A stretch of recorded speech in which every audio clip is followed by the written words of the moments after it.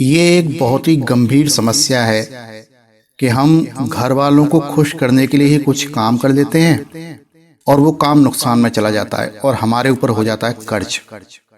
और फिर उस कर्ज के बारे में ही हम अपने परिवार को बता नहीं पाते हैं, क्योंकि हमें ऐसा डर लगता है कि परिवार वाले नाराज हो जाएंगे और हमारी दिक्कतें बढ़ जाएंगी और हम घुट घुट कर जीने लगते हैं। ये समस्या मैंने 98% कर्जदारों की देखी है।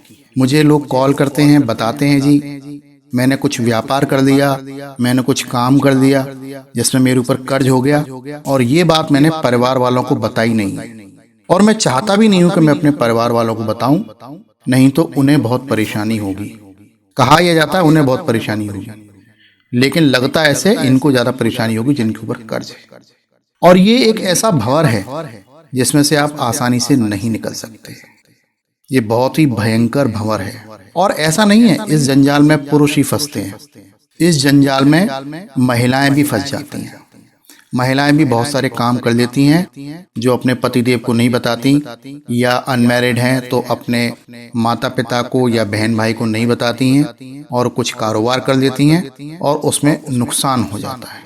और वो तब तक नहीं बताती जब तक उन्हें झेला जा सकता है।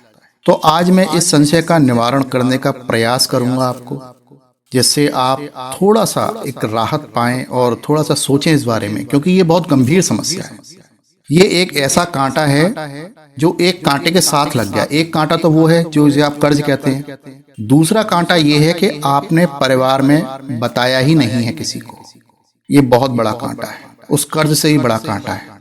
अब आपको ना घर में चैन ना बाहर चैन। घर वाले सोच रहे हैं आपको कोई दिक्कत नहीं है, जबकि आप सबसे ज्यादा दिक्कत में चल रहे हैं। बाहर तो कर्ज में चल ही रहा है माहौल। आप बाहर जाते हैं, तगादे वाले आपको फोन करते हैं, आपको परेशान करते हैं। तो मेरी राय यदि मैं कहूं बिना लाग लपेट के, वो तो ये है कि आप अपने आप को ओपन कर दें, अपने घर वालों को बड़े आराम से किसी भी घटनाक्रम को लेकर पूरी कहानी बता दें, एक बार एक सांस में बता दें। उससे क्या होगा, आपकी 50% समस्या का समाधान हो जाएगा।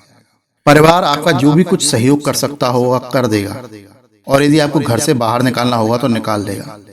कम से कम एक निश्चय तो हो जाएगा कि भाई होना क्या है। आपको भी ये पता चल जाएगा कि परिवार आपके साथ कितना है, आप कितना रिस्क ले सकते हैं। वाल्मीकि जी थे ना, डकैती डालते थे, परिवार चलाते थे। जब उन्होंने अपने परिवार में पूछा भाई मैं पाप करता हूं तुम्हारे लिए, तो तुम मेरे पाप में भागीदार हो या नहीं हो, तो परिवार वालों ने साफ मना कर दिया। बोला जी तुम्हारा कर्तव्य है कि तुम्हें अपना परिवार चलाना है, लेकिन तुम्हारे पाप में हम भागीदार नहीं है। हम तो अपने भाग का खा रहे हैं, जो तुम खिला रहे हो हम खा रहे हैं, हम तुम्हारे पाप के भागीदार नहीं हैं। और ये आप देख लीजिए, आपके परिवार का भी यही हाल होगा। वो आपके द्वारा किए गए कर्ज में किसी भी प्रकार से कोई भी हिस्सेदार नहीं है। कोई यदि है तो आप ये मान लीजिए कि आप बहुत बड़े भाग्यवान इंसान हैं। मैंने तो ये देखा है कि जब आदमी के ऊपर कर्ज हो जाता है तो घर में जो उनकी धर्मपत्नी है वो घुसने नहीं देती, सोने नहीं देती, उनका काय कलेश अलग चलता रहता है। बाहर वो जाता है तो बाहर तगादे वालों से अलग परेशान रहता है। ना घर में चैन ना बाहर चैन, क्या करे। और पूरा दिन कमाई धमाई छोड़ के सिर्फ कर्ज की टोपी घुमाने में ही समय निकल जाता है। फिर वो इधर उधर तांत्रिकों के चक्कर में फंस जाता है। तांत्रिक उसे कोई ना कोई उपाय बता के अपना घर भरते रहते हैं, उसको और नंगा करते रहते हैं। तो मेरी राय ये है, जो हुआ सो हुआ। आप उस समस्या को लिखिए और पूरे परिवार में बता दीजिए। यदि परिवार वाले आपको घर से बाहर निकालें तो आप पूरे तरीके से निकल जाइए। एक मोबाइल लीजिए और चुपचाप जाके कम से कम अपने घर से 200 किलोमीटर दूर 10-12 हजार की नौकरी करिए। आसमान को देखिए और जमीन को देखिए, अपने आप को देखिए। थोड़ा सांस लीजिए, थोड़ी लंबी सांस लीजिए और अपने आप को सहज करिए। कृष्ण भगवान को तो आप जानते ही है ना, कृष्ण भगवान का एक नाम है रणछोर। रणछोर उनका नाम क्यों पड़ा है पता है आपको? रणछोर का मतलब ये होता है कि रण छोड़ दो। जब आप हार रहे हो, जब आपके जान के लाले पड़ रहे हैं तो आप भाग जाओ, कोई दिक्कत वाली बात नहीं है।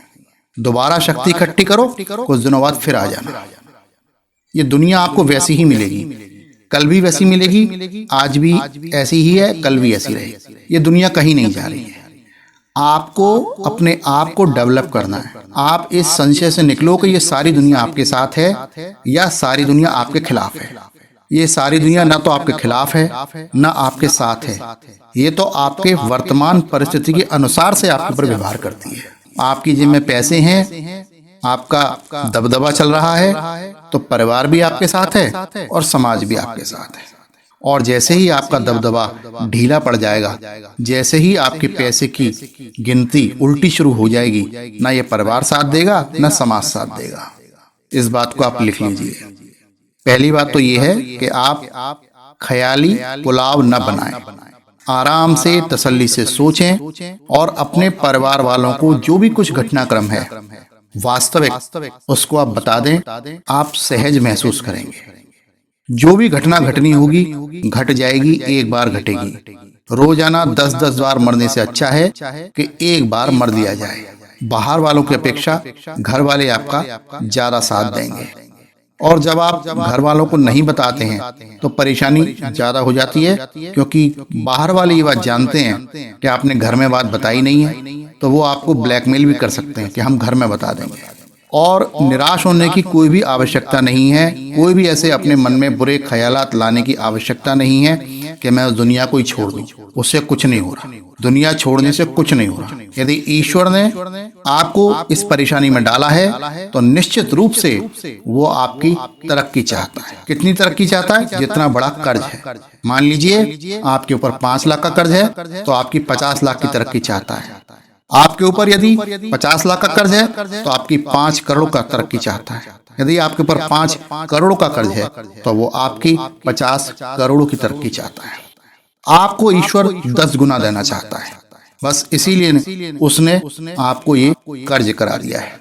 अपने ऊपर विश्वास रखें। और यदि आपकी पॉकेट अलाउ करती है कि आप 5,900 रुपए खर्च कर सकते हैं और आपके पास है आपकी जन्म की तारीख, जन्म का समय और जन्म स्थान का विवरण, तो आप मुझसे अपनी कुंडली का टेलीफोनिक विश्लेषण भी करवा सकते हैं।